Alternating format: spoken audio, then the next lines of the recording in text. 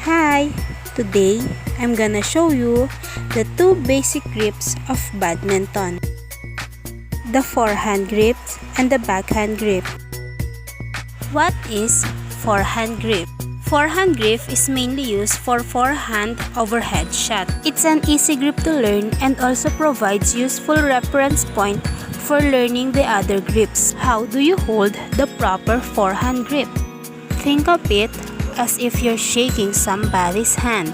First, hold the string area with your non-racket hand and slide down until you hit the handle of the racket. Use your three fingers and touch the thumb of your middle. Your hand should form a V shape within the handle of the racket. When do you use the forehand grip?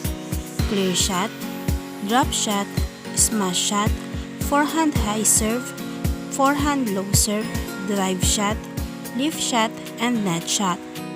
When do you apply the forehand grip? When hitting towards the right hand side and backhand side of your body.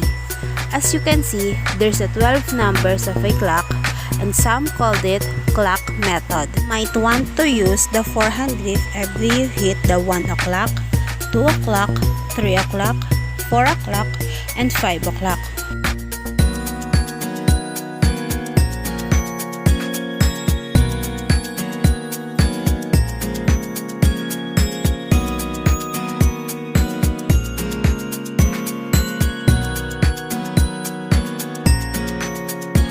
What is backhand grip? The backhand grip is also known as the partial or moderate thumb grips that's similar to the forehand grip. The grip is used to hit shots that are on the backhand side of your body. How do you hold the proper backhand grip? First, rotate your racket in horizontal pace. Place your thumb on the wider part of the racket. Apply a pinching grip. The index and the thumb are in the same level. Keep it balanced. Backhand grip allow you to have power in a very close space. The thumb will help to push shots. It allows swings power without any restriction on wrist. When do you use backhand grip?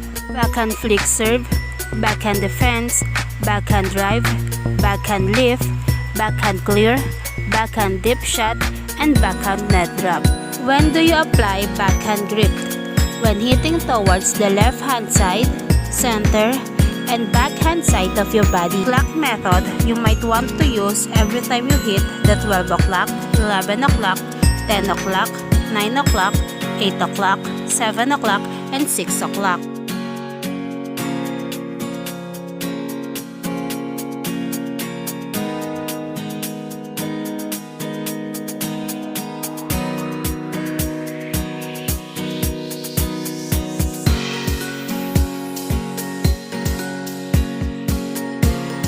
What is badminton service? Service the shots that start a play or rally. Players start a game by serving from the right side of the court in badminton. Hi! Today, I'm gonna show you the 4 types of badminton service. Low serve, high serve, flick serve, and drive serve. Low serve. The low serve allows some flexibility because you can use either forehand or backhand grip. Play to your strength and use the style that you are best at. For the forehand low service, place your racket for the perpendicular to the floor and hold the racket as if you are shaking hands with it.